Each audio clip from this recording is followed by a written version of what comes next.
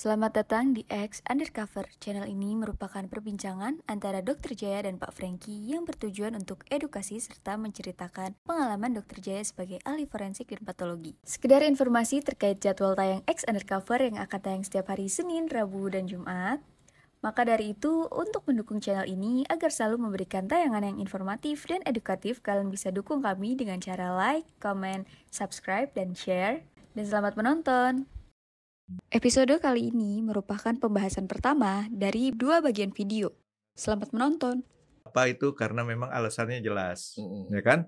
Jadi jelasnya itu adalah kita dididik secara disiplin. Tapi kan kualitas anak-anak zaman dulu itu boleh dibilang disiplinnya pada lebih bagus, Dok ya. Iya. Ya, Dan artinya nggak cengeng, Franky.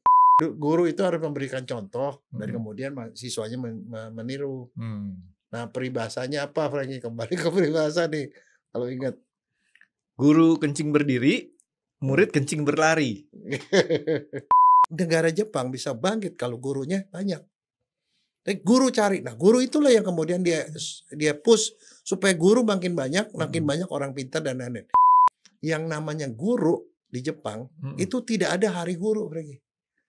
Dok, kayaknya kita perlu saya Dok, bukannya kita nih, Dok. Saya harus berterima kasih sama satu yang kasih komen di podcast kita. Dikasih tahu sih, Dok, sama admin. Yang namanya Indah Mega 9267. Dokter tahu kenapa? Kenapa? Karena akhirnya dia nyerah sama saya, Dok. Ya, jadi nyerah, dia bilang dari awal ngeliatin saya memang kelakuan saya seperti ini ya. Saya mohon maaf juga sama yang nonton karena memang ya saya memang kadang-kadang out of the box. Nggak seperti orang lain pada umumnya yang istilahnya rapi gitu kan. Ini mencerminkan saya waktu belajar dulu begitu, zaman dulu. Belajar saya loncat-loncat, nggak pernah istilahnya satu bab selesai. Saya bisa aja dari bab 1 ke bab 3 langsung ke bab berapa, ntar balik dari ke kedua. Di kedokteran ada istilahnya tuh, Franky. Nah, Flight of idea. Flight of idea. Ya, lompat-lompat. Lompat. Orang mikir ini, dia udah mikirkan yang lain lagi. Saya apalagi kalau ngeliatin gurunya udah bosenin gitu kan, saya pindah. Tapi kalau gurunya nggak bosenin, walaupun itu kadang-kadang tetap loncat. Karena saya mencari tahu di tempat lain yang istilahnya mungkin orang nggak ngeliat itu related ya. Tapi saya ngeliatnya bahwa ini, oh ternyata ini ya orang nggak semua sih, Dok ya bisa memahami. Tapi saya salut sama Indah Mega ini, Dok. Dia bilang dari awal sampai akhirnya dia nyerah, bisa menerima kondisi saya gitu, Dok. Nah, tapi ada satu hal yang menarik buat saya, kebetulan saya dikasih tahu. Ini cocok masalahnya dengan kita punya bagian kita yang ngebantu kita podcast ini yang namanya Ilham. Kan sering saya ngomong tuh Ilham tuh. Ilham tuh kan punya masalah, dokter tahu kan? Apaan? Ilham tuh kita belum ngomong dia udah lupa. Tapi kalau kayak gitu emang salah kita, Dok ya. Kita belum ngomong dia udah lupa. Jadi tapi kalau orang yang nggak perhatian saya punya omongan, maka omongan saya tadi tuh dicernanya adalah Ilham cepat lupa. Padahal saya ngomongnya memang sengaja saya balik. Kita belum ngomong dia udah lupa. Ilham ini kan problemnya penyakit gini. Dia kita ngomong sekarang nggak sampai berapa menit kemudian atau berapa detik kemudian dia lupa. Nah, kalau kita nonton film itu ada Drew Barrymore sama siapa saya lupa tuh yang main film orang Yahudi itu tuh yang dia pokoknya main film perempuannya saya tahu. Drew Barrymore di film The First 50 Dates. Terbalik kayaknya. The 51st Date. Nah, kejadiannya si perempuan itu mengalami eksiden, kemudian dia lupa memorinya yang sudah lama-lama.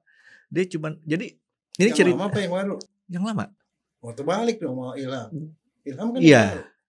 Ilham yang baru. Kalau yang baru lupa duluan, itu namanya awal Alzheimer. Itu Ilham. Nah, yang menarik di film ini gini. Jadi di film itu ada seorang laki-laki, dia tuh tertarik sama perempuan. Si Drew Barrymore ini. Saya lupa. Yang laki-lakinya main film The Museum itu, saya lupa namanya tuh, kalau nggak salah ya. Nah, jadi perempuan itu, begitu dia besok harinya, dia lupa dengan kejadian sekarang. Jadi setiap kali harus diingetin lagi, gini. Makanya si bapaknya itu baik sekali. Dia sediain satu apa newspaper tapi koran. Koran jadi supaya mengingat, oh ini lagi. Jadi dia dibilang itu pacarannya besoknya dulu Pak bahwa dia ada pacarnya dia. Seru banget tuh film.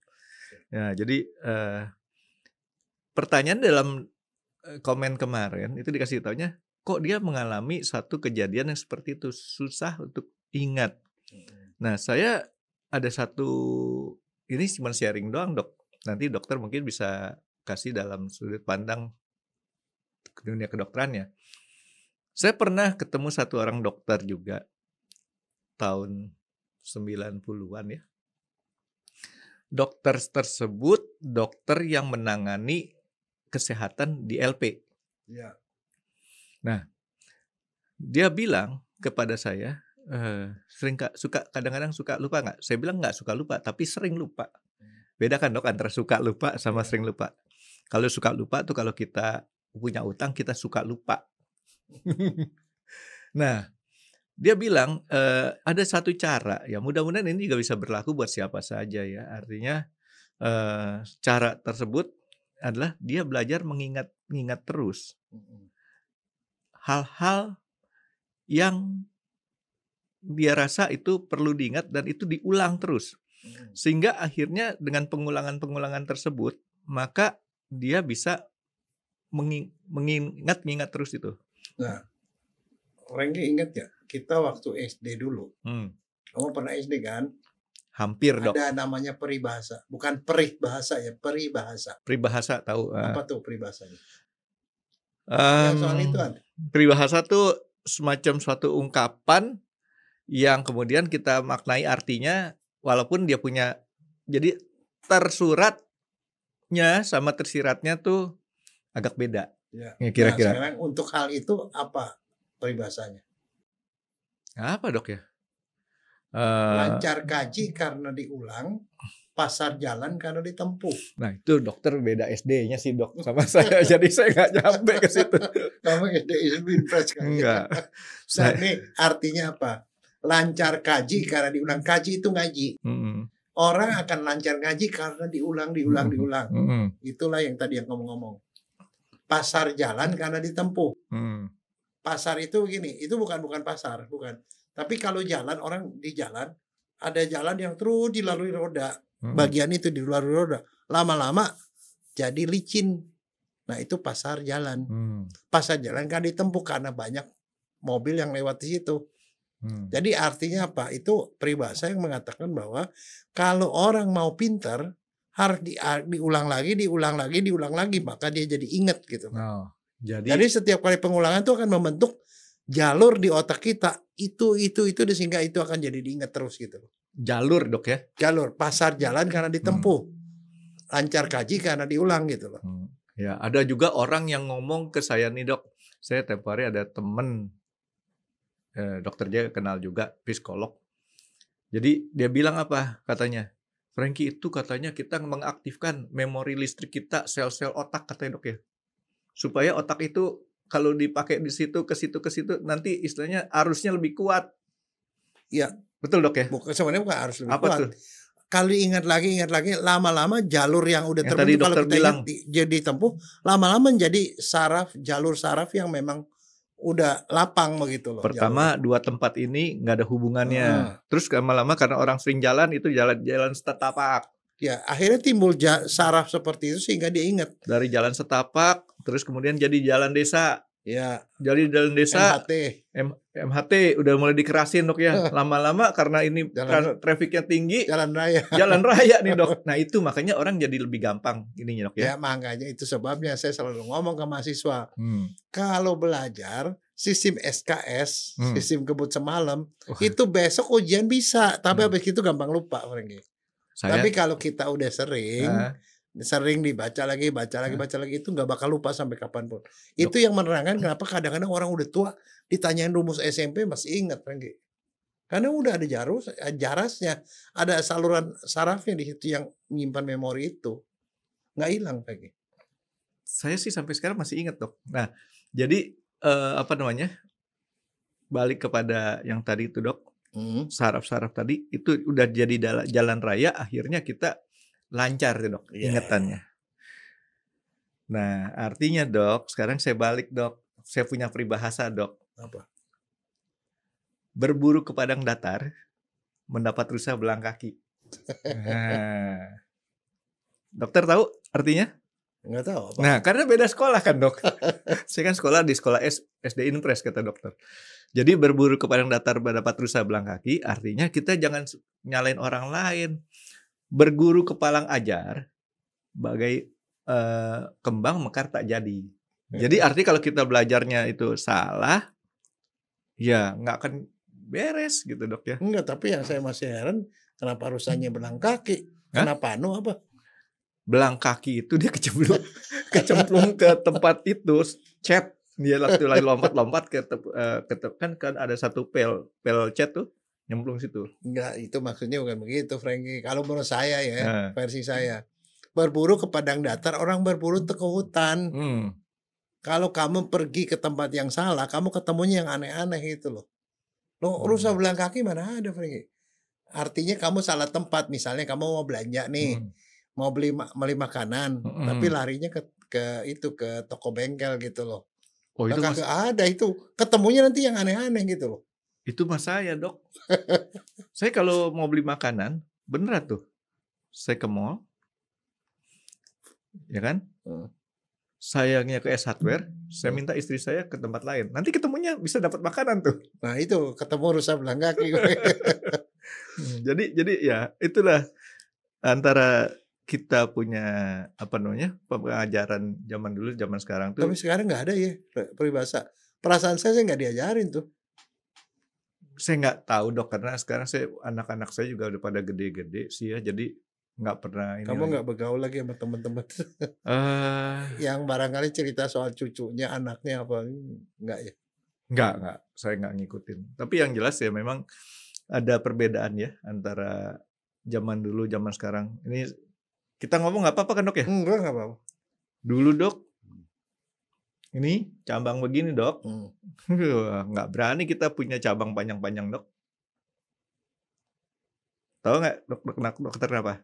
Cabang panjang-panjang ini dok. Cabut sama gurunya. Bukan, gini dok. Jadi bukan dicabut masih mending, ditarik gini dok. Hukuman kalau kita nggak buat PR atau suatu kamar ditarik begini kan. Jadi terus kemudian kalau itu dokter tahu kan pakai penggaris. Penggarisnya penggaris panjang itu dari kayu untuk 1 meter lebih ya.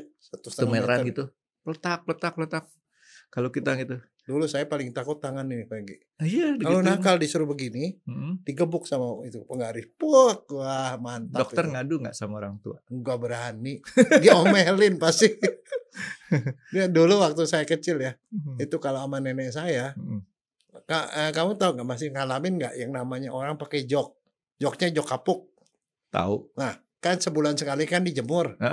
Kan ada gebukannya rotan yang bentuknya seperti wajib kayak badminton punya itulah. Iya, seperti kayak kartu itu loh. Kartu keriting. Klub. Langsung dia bilang, "Sini," katanya. Di pangku sini kita tengkurap, pantat itu dia ceplok. Ya seperti itu. Kalau kita ngadu ke orang tua udah pasti kita digebuk.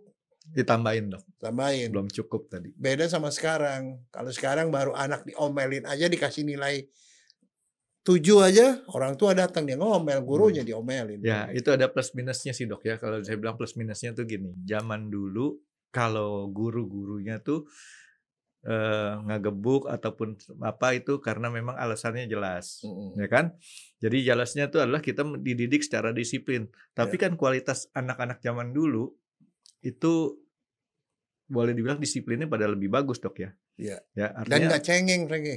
Ya udah lebih tertempa lah ya. Iya, tapi orang tua juga nggak protektif sama anak. Padahal diserahin ke guru tuh ngajar dengan benar gitu. Itu pakai hati guru ngajarnya. Dia pengen anak itu dapetin kualitas yang bagus. Lain halnya mungkin sekarang kenapa hal-hal seperti itu guru ngajarnya mungkin belum tentu. Bukan yang semuanya nggak pakai hati, belum tentu semuanya pakai hati. Jadi ada yang ya misalnya di rumahnya lagi ada masalah, anak murid jadi pelampiasan bisa atau apa ya. Tapi balik lagi pada motivasi kan dok ya, motivasi dia. Sebenarnya gini, kalau ada guru itu yang cuman mengajar, transfer ilmu doang, ada yang mendidik. Kalau saya bilang kalau dia mengajar sampai ke mengajar soal akhlak, itu namanya mendidik, bukan mengajar.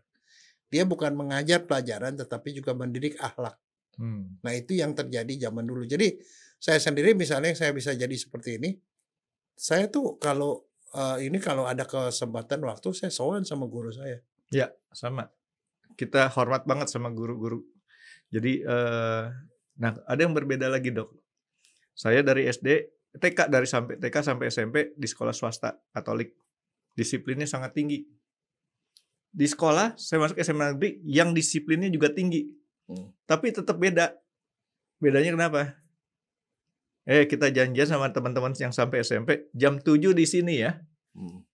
Jam 7 tuh benar-benar nyampe di sini. Jadi nggak usah pakai tawar-tawaran. Tapi begitu ketemu teman-teman yang SMA, jam 7 di sini ya. Belum tentu dia datang jam 7. Ada yang jam 7 baru berangkat gitu kan. Nah, tapi dokter tahu nggak guru tuh singkatan apa? Gugu dan ditiru. Jelasin dok, digugu dan ditiru itu dok. Kamu lah yang nerangin, kamu yang Saya cuma tahu singkatannya, tapi penjelasannya dokter. Karena kurang pas kalau saya ngejelasin itu, digugu dan ditiru itu. Ya guru itu harus memberikan contoh dan kemudian siswanya meniru. Nah peribahasanya apa Franky? Kembali ke peribahasa nih. Kalau ingat. Guru kencing berdiri, murid kencing berlari. Maksudnya apa dok? Artinya, nah kalau guru kencing berdiri ya.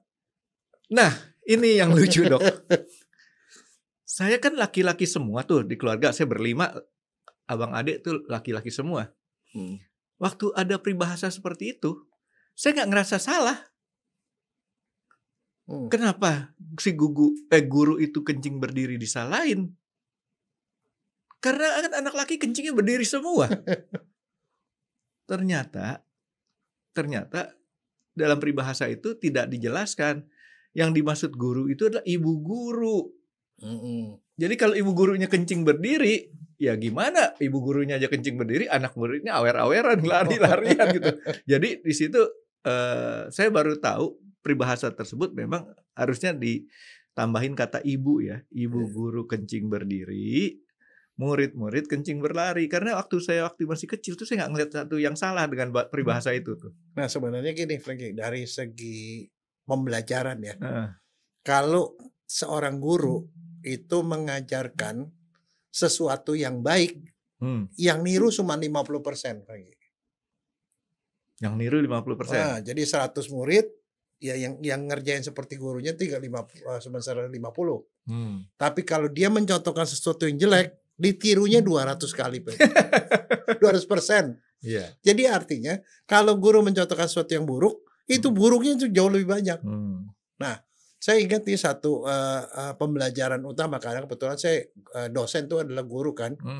Saya tanya ke guru saya, Prof. Arif Budianto, dokter forensik. Saya bilang gini, Prof, kenapa sebagai dosen saya harus belajar?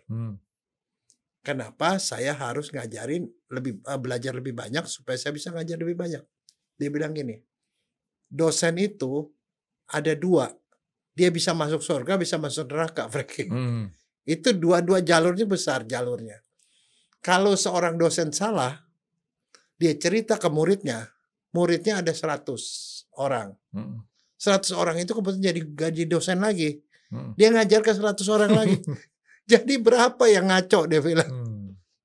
Ngaco. Nah, kalau kamu yang ngajari yang benar, misalnya contoh. Kamu punya ilmu 100%. Kamu ajar ke murid kamu 100 orang. Ya. Dari 100 orang itu ada beberapa yang pinter, sangat pinter. Dia pasti nggak mungkin nyerap 100% dari apa yang kamu ajarkan. Dia nyerap 80%. Berarti dia nguasain 80% kan? Nah, dia jadi dosen juga. Dia ngajari lagi murid paling pintar itu 80%. Jadi udah 64% tuh generasi kedua. Generasi ketiga 64% mengajarkan yang baik. Jadi 36%. Ilmu kamu makin lama makin kurang. Kebayang nggak dia bilang? Jadi yang baik aja itu juga aplikasinya seperti itu. Tapi yang jelek itu lebih parah lagi.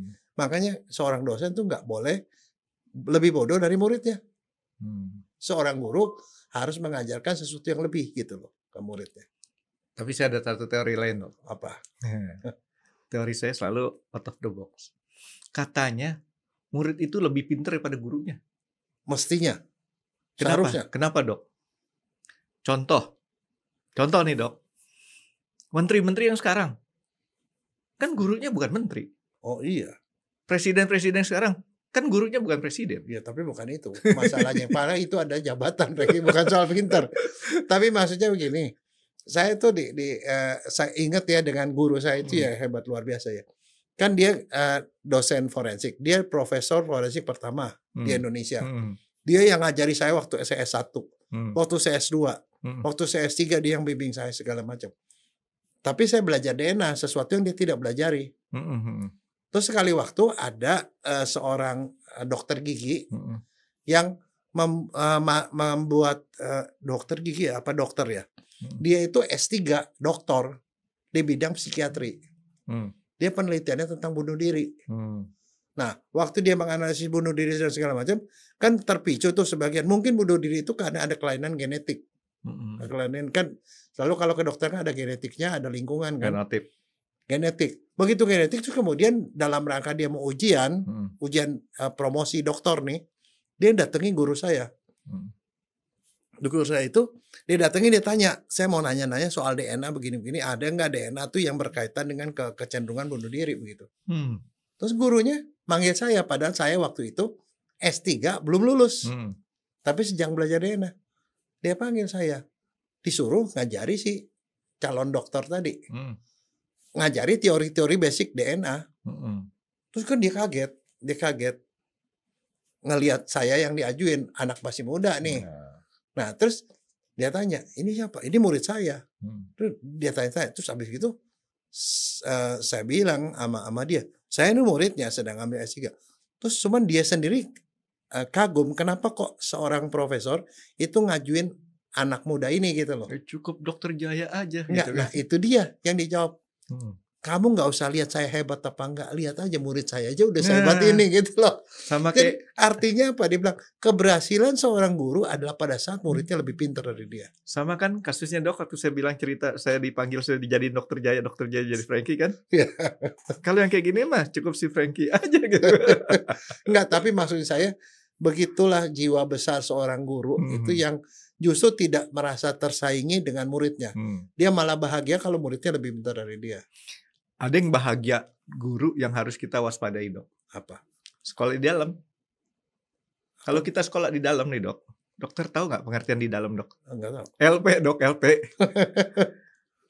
Kriminal-kriminal itu, Dok. Ke dalam LP itu kan anggapnya sekolah. Lama-lama dia jadi lebih pintar. Ya. Itu harus waspadain tuh. Iya, karena kenapa? Dia gurunya banyak. Nah, dia sendiri tuh sini kriminal macam-macam, mau dia gali ilmu, habis begitu keluar lebih jago. Makanya tuh mesti harus hati-hati. Makanya saya kasih contoh tadi. Ya karena yang kenapa yang diajari yang jelek Frankie? Nah. 2 kali lipat dia lebih pintar. Itu yang tadi saya mau bilang. Kalau yang bagus cuman 50%-nya. Tapi kalau yang jelek-jeleknya cepet, Dok, ketularan, Dok. Makanya saya setuju banget ya. Itu barangkali salah satu yang video yang buat saya kagum pada waktu, ya mohon maaf saya terpaksa mesti nyebut itu Ganjar waktu jadi gubernur di Jawa Tengah. Dia memecat guru itu yang rada-rada error. Dia bilang begitu guru itu error langsung dipecat sama dia. Gak bisa, karena kenapa guru itu akan diduplikasi oleh sekian orang banyak. Sekian banyak murid. Maka kalau seorang guru error itu nggak bisa ditolerir, Frankie. Ya, itu langsung dipecat kan pada waktu itu. Ya, jadi maksud saya guru itu harus memang betul-betul orang yang punya dedikasi luar biasa. Passion, Dok. Passion. Karena guru itu adalah seseorang yang harus rela bahwa muridnya yang diajar itu nanti jadi dokter, jadi insinyur, bahkan jadi presiden apapun, dia tetap jadi guru. Tapi dia adalah orang yang paling dihormati gitu. Saya sih kalau disuruh pilih jadi guru, Dok, dengan saya jadi guru TK, Dok. Kenapa? Enak ketawa terus ketemu anak-anak kecil. Ya kan nakalnya dia tuh masih nakal anak kecil. Yang istilahnya memang dengan tapi susah, Frankie. Anak kecil itu disuruh duduk di jalan-jalan, gurunya maksudnya kejar, disuruh duduk lagi, Itu. lari lagi. Tapi bayangin dok, pasti bisa lah. Miko sama Mola aja saya bilang sit, duduk dia dok. Tapi saya sempat ini dulu pertama kali belajar ngajar ya. Mm, Begitu lulus SMA, saya ngajar di bimbingan tes sekolah. mm, Wah, baru ngerasa itu yang namanya ngajar anak SMA susahnya setengah mati, Franky. Kita udah datang, udah ngajar, dia datang terlambat, pakai sandal jepit, cengenges gitu, bikin ribut di belakang. Nah, Kita ngajar, kita balik, itu bisa jadi itu kapur dilempar ke papan tulis lagi. Jadi artinya, tapi itu suka dukanya. Tapi Iya. maksudnya ya akhirnya ya ujung-ujungnya kita harus ngadidik juga mereka supaya mereka lebih sopan begitu ya. Tapi ada satu hal Franky ya. Waktu saya sekolah ke Jepang, saya ngerasain banget itu ya, di Jepang itu penghargaan terhadap guru tuh hebat luar biasa. Karena itu dididik dari kaisar. Pada waktu Jepang kalah Perang Dunia Kedua, dia panggil orang-orang pemerintahannya, menteri-menterinya segala macam. Dia bilang, orang pikir Pak panggil apa? Kan dia bilang kita harus bangun negara kita. Mereka pikir kita harus carilah tentara, udah tinggal sisa berapa gitu. Enggak, yang dia cari apa? Tolong ngecek guru kita tinggal berapa. Guru yang dicari Franky. Karena kenapa dia bilang negara Jepang bisa bangkit kalau gurunya banyak. Jadi guru cari. Nah, guru itulah yang kemudian dia push supaya guru makin banyak orang pintar dan lain-lain. Itu satu. Yang kedua, pada waktu saya ke Jepang, itu saya lihat ada satu hal, Franky. Yang namanya guru di Jepang, itu tidak ada hari guru, Franky. Kita tanggal berapa? 2 Oktober ya? Iya. Lupa saya. Ki Hajar 2 Dewantara. Oktober apa 20 Oktober ya? Itu ulang tahun Ki Hajar Iya, Dewantara. Ki Hajar Dewantara. Itu dijadiin hari guru. Hari itu kita menghormati guru, tapi hari lain kita tidak hormat sama guru. Loh, sebenarnya kenapa dibikin hari guru? Hari guru kita mesti hormat sama guru setiap saat, Franky. Itu satu. Di Jepang tidak ada hari guru. Mula-mula, sekarang gini, saya tahu itu karena waktu di Jepang, waktu saya sekolah S3, saya kan tinggal di mes. Salah satu teman saya tuh ada guru SD, guru dari Indonesia yang ambil S3. Saya suka ngobrol sama dia. Di sana tuh tidak ada hari guru satu. Kenapa? Guru tuh dihormati setiap saat, Franky. Nah, cara menghormati gimana? Franky tahu, kalau orang naik kereta, kalau guru dikasih diskon. Kalau guru dikasih tempat duduk. Di mana-mana. Pergi belanja, kalau ada kartu guru, dia langsung dikasih harga yang berbeda dengan masyarakat umum. Artinya guru dihormati luar biasa. Nah, itu satu. Jadi artinya mereka tidak perlu hari guru karena guru itu dihormati banget. Di sana kan disebut sensei. Oh, kalau sensei dia nunduknya tuh 90 derajat, Franky. Itu posisinya tinggi banget dan mereka digaji cukup bagus ya. Tuh, yang kedua. Saya ke sana kan profesor saya namanya Yoshitsugu Tatsuno. Profesor di forensik. Dia profesor. Profesor sebelumnya Profesor Misoi. Dia udah pensiun. Nah, waktu saya di sana, dia tiba-tiba profesor itu datang ke departemen. Sebagai seorang yang sangat disepuhkan, itu dia yang profesor lebih awal. Si Profesor Tatsuno itu memberikan dia teh, makanan dan segala macam. Dan dia setiap kali ngasih teh, ngasih makanan, dia sujud sampai kepalanya tuh nunduk ke sini, ke lantai. Begitu seperti itu. Hormat, dan dia sendiri tidak makan. Dia menservis profesornya. Begitu profesornya pulang, profesornya itu jalan keluar, naik mobil sampai mobilnya hilang dari pandangan, barulah dia tegak, Franky. Dia tunduk 90 derajat. Dia nggak ngelihat ke depan sekalipun. Nah, saya ngelihat, gila ya, mereka tuh menghormati gurunya sampai segitunya gitu. Dan walaupun sudah pensiun pun mereka hormati. Itu yang saya nggak pernah lihat di Indonesia, Franky. Ya, kita ada yang mirip-mirip tapi tidak ekstrim Jepang ya dok ya. Tapi dokter ingat nggak dokter guru-guru SMA dokter? Nah, ingat. Wali kelasnya dok? Ingat, dan saya ingat satu. 4 wali kelas dokter siapa aja dok? Dari sebelum penjurusan? 4 banyak banget. SMA dok, sebelum penjurusan 1. Penjurusan Bu Bastia, Bu Badriah, terus kemudian yang 2 lagi saya lupa. Nggak begitu. Dok, kalau saya dok, sebelum penjurusan kelas 1-7 Bapak Dasril Arif, guru kesenian. Kemudian waktu penjurusan 1 IPA 5 itu Ibu Dr. Andas Astri Yelnita, guru kimia. Kelas 2 IPA 4 ini adalah guru matematik almarhum Bapak Nasrun Lubis. Yang keempat kok kelima.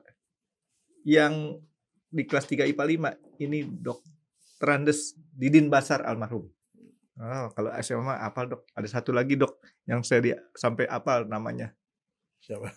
Ya sebenarnya banyak sih yang saya hafal. Ibu Upi Kemala, guru biologi. Saya saat itu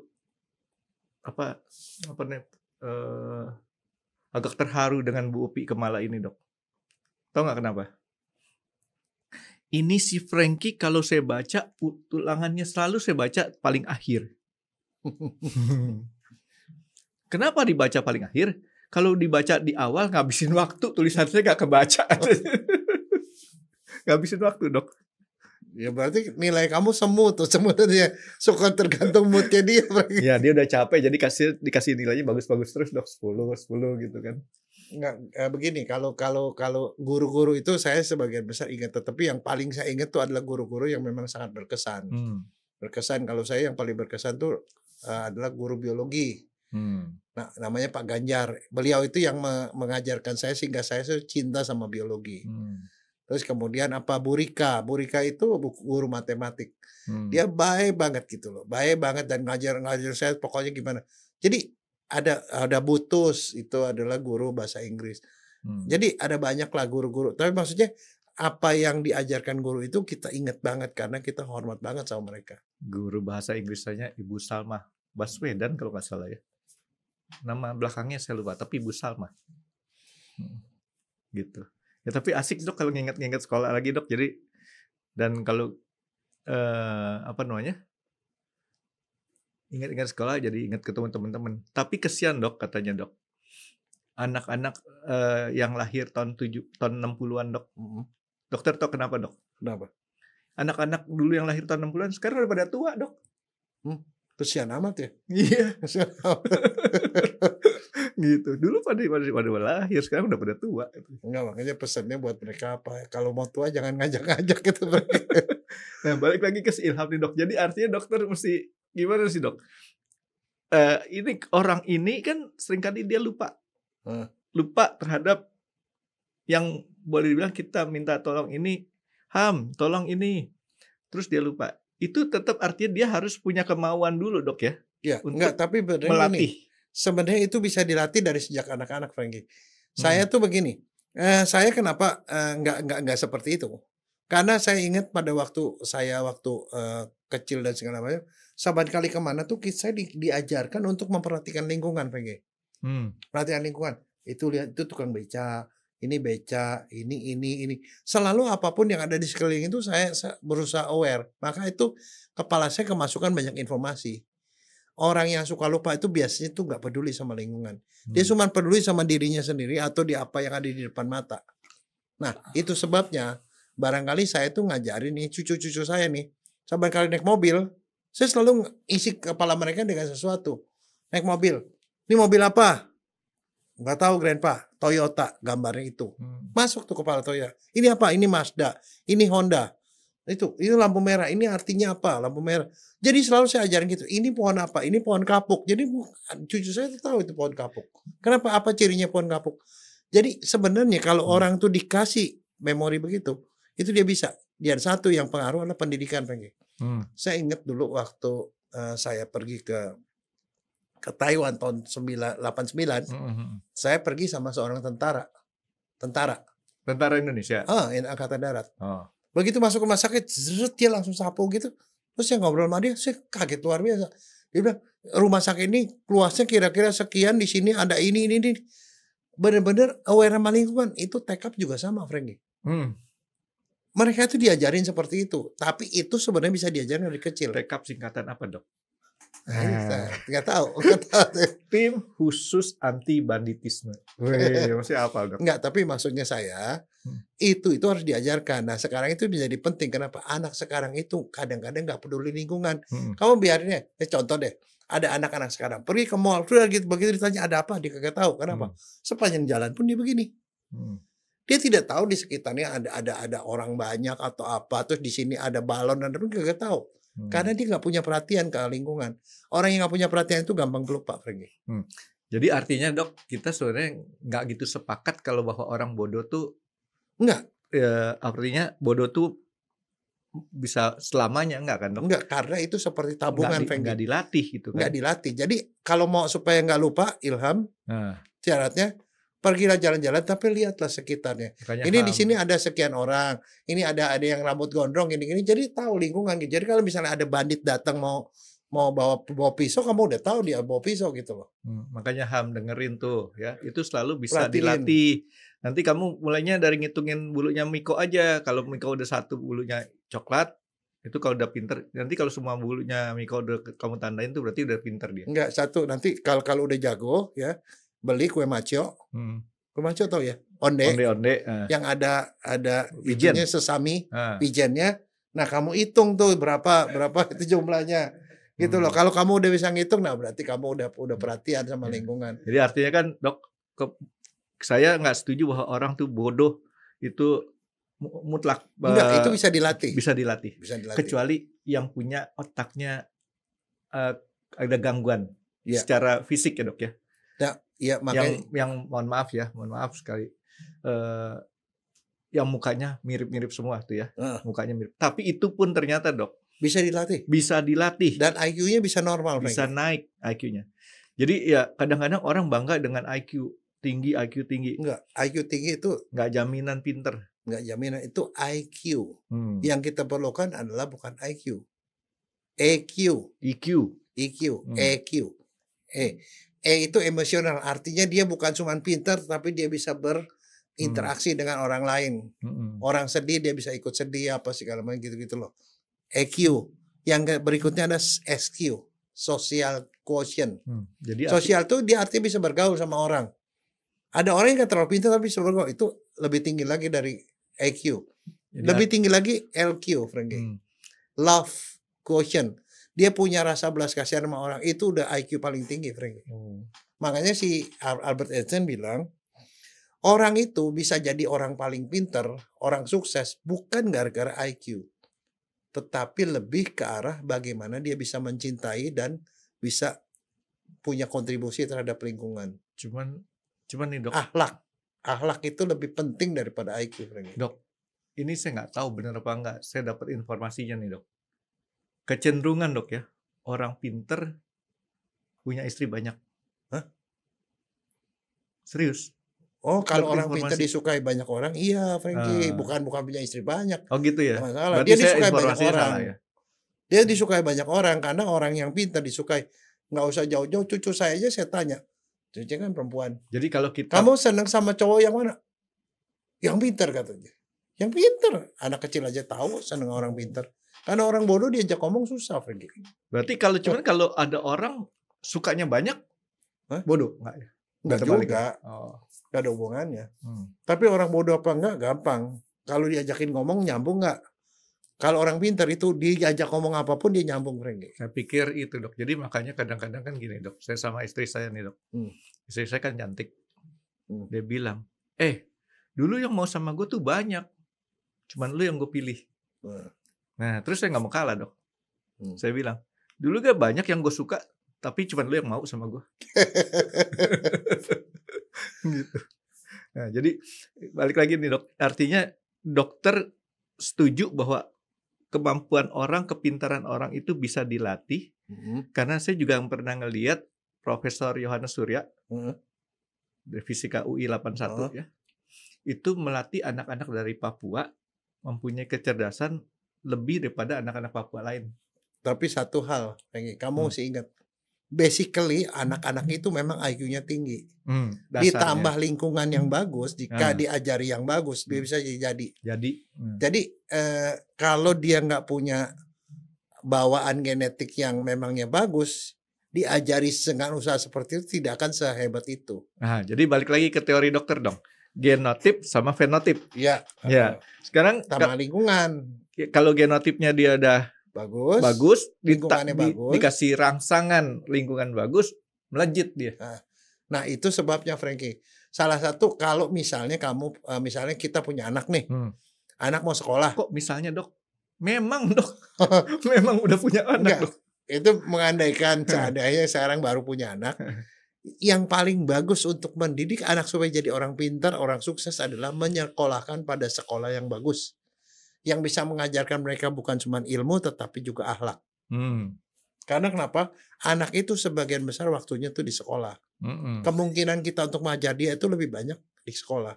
Maka kalau kita kasih dia di lingkungan sekolah yang bagus, orang-orangnya bagus, maka dia bisa berubah. Makanya tidak salah orang tua saya bilang, kalau kamu mau ngubah nasib, kamu harus sekolah. Dan sekolah itu harusnya mestinya sekolah yang lebih baik. Jadi jangan pernah orang tua itu mau menyekolahkan anak cuma cari murah. Tapi carilah sekolah yang bagus. Yang bisa mendidik anak, guru-gurunya bagus, pelajarannya bagus, dan lingkungannya bagus. Karena katanya kesuksesan seorang itu tergantung dari 5 orang teman di sekitar dia, Frankie. Kalau temannya itu pemalas semua, dia akan jadi pemalas, Frankie. Wah, celaka, Dok, saya, Dok. Loh, makanya Ilham pemalas, Rifki pemalas, Fitri pemalas, udah 3, Dok. Saya jadi ikut pemalas, Dok. excuse. Enggak, tapi memang kita lingkungan yang namanya teman akrab itu adalah orang-orang yang bisa ngangkat kita. Even misalnya contoh deh, saya bergaul sama orang kaya nih. Orang-orang kaya, orang sukses lah, 4 orang. Saya nggak sukses, biasa-biasa aja. Tapi karena saya berteman sama mereka bilang, gue nih lagi ada bisnis ini, lu deh yang handle ya gitu. Saya bisa dapetin sesuatu. Nah itulah yang membuat orang itu bisa sukses. Dia keangkat sama teman-temannya. Makanya kita harus punya kebebasan untuk memilih teman-teman yang memang bisa mengangkat kita ke level lebih tinggi. Makanya saya selalu nganjurin anak-anak saya dan segala macam, bergaulah dengan lingkungan yang lebih tinggi supaya kamu bisa terangkat ke atas. Jangan gaul ke bawah. Ke bawah kan akan menarik kamu ke bawah. Misalnya contoh deh, kamu punya sekolah rumah, lingkungan kamu tuh orangnya ya pengangguran semua. Kamu sekolah mungkin sekolah bagus, tapi kamu gaulan di sekitar rumah. Percaya deh, Frankie, kalau udah lulus nanti, kamu jadi pengangguran seperti mereka kalau kamu berteman sama mereka. Itu di waktu saya masih kecil kan di Tebet tuh, Dok, ya. Lingkungan saya kan, mohon maaf itu bukannya apa ya, rumah pada besar-besar. Anak-anak orang mampu semua, cuman kelakuannya jadi pada pemalas semua, Dok. Nah, kalau kamu di situ terus, iya, yakin kamu jadi seperti mereka. Waktu SMA saya pindah, orang tua memindahkan saya ke Jakarta Pusat, gitu. Jadi ya di situ saya ngelihat tuh, oh orang tuh ternyata yang benar tuh nyari duit begini, ada waktunya nyari duit, ada waktu jalan-jalan, ya, gitu.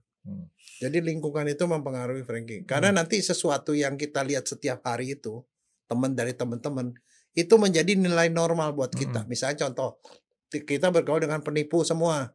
Mula-mula kamu bilang, ini penipu nih. Tapi lama-lama kamu bisa nikmati. Nipu rupanya nggak apa-apa ya. Akhirnya kamu juga nipu gitu loh. Ternyata tuh adalah pengalihan kecerdasan.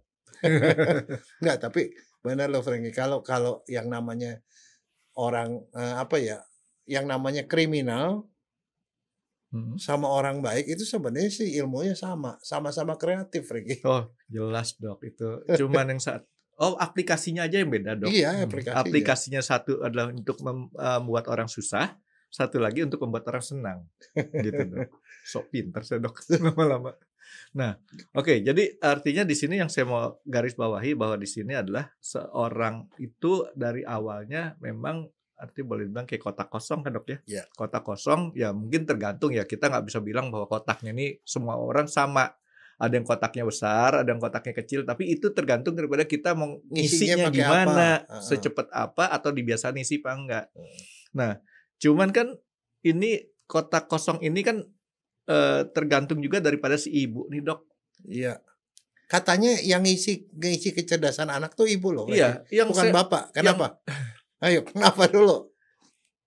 Yang bikin anak cerdas apa enggak tuh ibu, bukan bapak. Kenapa? Nggak tahu tuh. Lah, lo setiap hari kontraknya dia sama orang siapa? Nah. Dari sejak bayi dia ya digendong ibu. Dia sampai SD, sampai kelas 5, sampai umur 5 tahun sama ibu terus.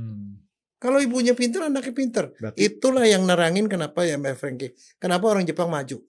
Di Jepang itu punya kebiasaan kalau seorang perempuan kawin, dia nggak boleh kerja sama suaminya. Suaminya malu kalau anak dia kerja. Padahal si perempuan di Jepang rata-rata pendidikan sarjana. Jadi di Jepang yang ngajari anak-anak itu sarjana, Frankie, makanya anaknya pinter. Nah kalau kita bapaknya profesor, ibunya profesor, anaknya sama pembantu. Yang ngajari pembantu, maka dia itu akan berperilaku seperti yang ngajarin. Makanya itu sebabnya ya. Kalau terpaksa orang tua nggak bisa ngajarin, lakukan seperti Sophia Loren. Apa yang dilakukan? Kawin sering, Dok. Bukan. Kan suami banyak dia. Ya jangan lihat dari situ dong. Belajar yang bagus. Waktu anaknya kecil sebelum 5 tahun dia punya pembantu 5, Frankie. Oh gitu.